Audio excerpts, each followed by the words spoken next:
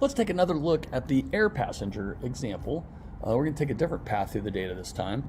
First thing I always want to underline though is to plot the data, just like in any statistical analysis.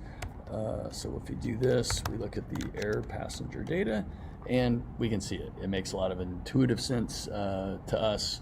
It looks like there's a strong period 12. It's monthly data, that makes sense.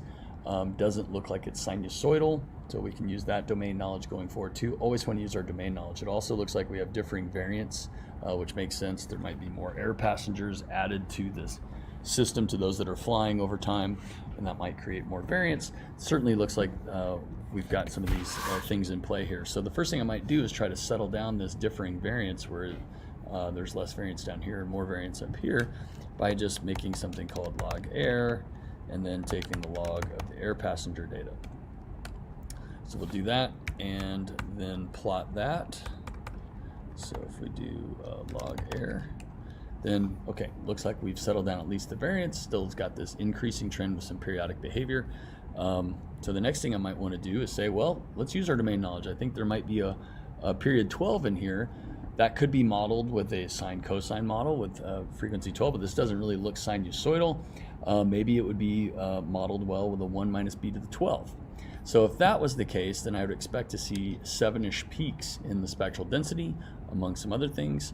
So let's check it out. So if I looked at the Parson smooth spectral density and look at log air, right, this is just exploratory data analysis, just having fun with the data. I've got a big peak at 0 that can be explained by this just dominant trend all the way up, minus the seasonal behavior. But then I do see some ripples here, which might just be noise, or it might be evidence of that 1 minus b to the 12th might be helpful. So we'd have to kind of pull out the effect here of this 0, because that might be drowning out the reflection, the signature here of a 1 minus b to the 12th if it's there. So one more thing I might do before we kind of get started too far down the road there is to look at log air, and it looks like that's at 0, so that's 1, 2, 3, 4, 5, 6, 7, 8, 9, 10, 11, 12. So it kind of got that peak. It's going to be slowly damping because of that increasing trend, but it also looks like there's a periodic behavior underneath there, which would have a peak at, again, we just counted that to be 12.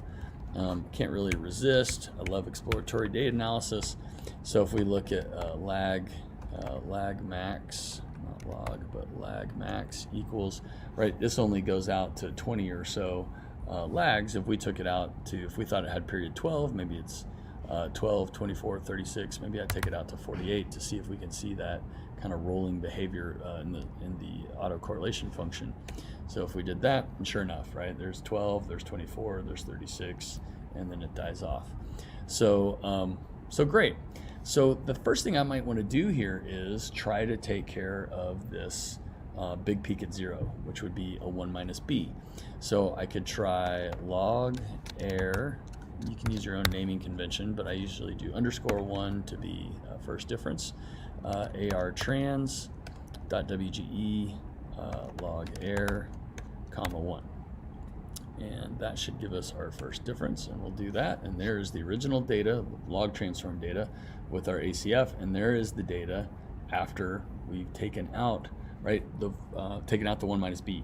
The 1 minus b, the first difference, is a high pass filter, meaning it's going to filter out the low frequencies. So it has filtered out this this wandering behavior, which is right here, kind of trending behavior, and it's left us with just the periodic behavior, which we can see, right? The slowly damping autocorrelations are largely mitigated, but we still have these peaks at 12, at 24, and so on and so forth. Great, but we still haven't looked. Let's look now at the Parson smooth spectral density.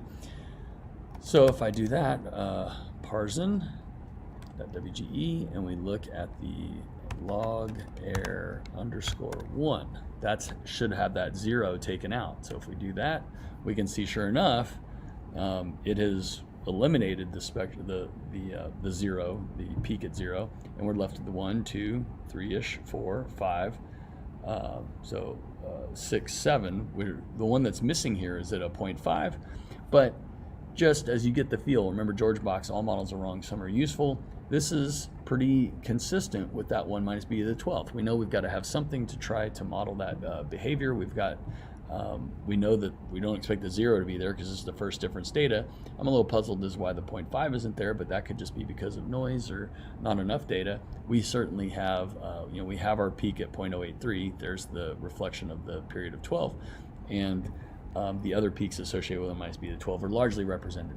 So the next step here may be to take out a 1 minus b to the 12th.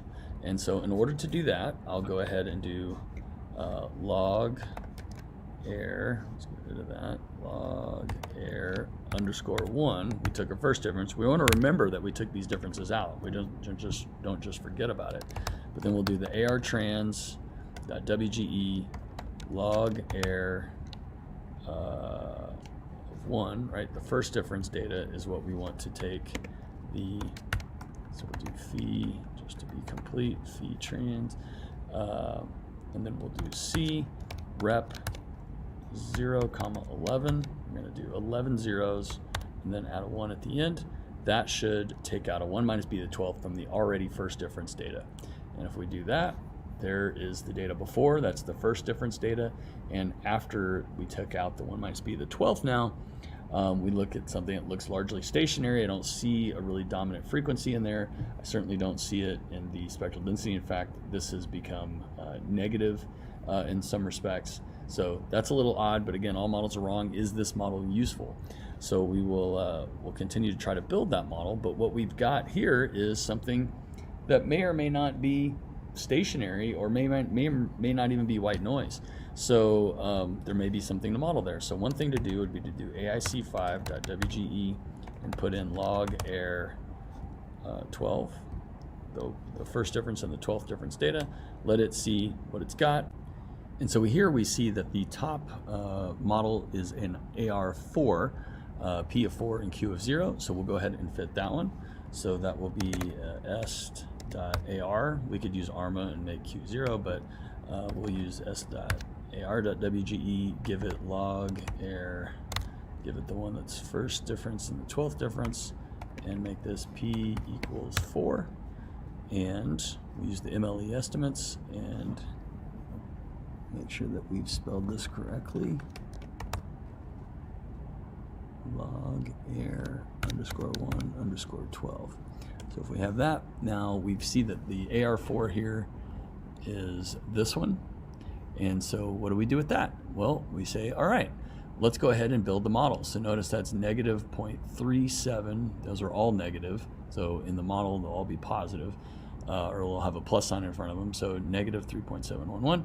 So if we come back over here, this will be our final model. We'll have a 1 minus b that we took out, and then we took out a 1 minus b to the 12th, and then this is that AR4 that we just looked at. Notice that's 0.371, that's 0.371, but it's minus and negative, so that's why it's positive. Then minus and negative 0.0900, so that's the 0.090, so on and so forth. There is our final model, which is different than the model that we could fit in the book. Several, many. Professor Parzen has created a model for the airline data. Professor Woodward and Gray have created models for the airline data. Many. George Box has created a model for the airline data. And now we have an AR4, or really an AR4 with a 1 minus b and 1 minus b to the 12th, which is a seasonal ARIMA, ARIMA 410 with a S equals 12. So that's one path through the data. Why not try your own model?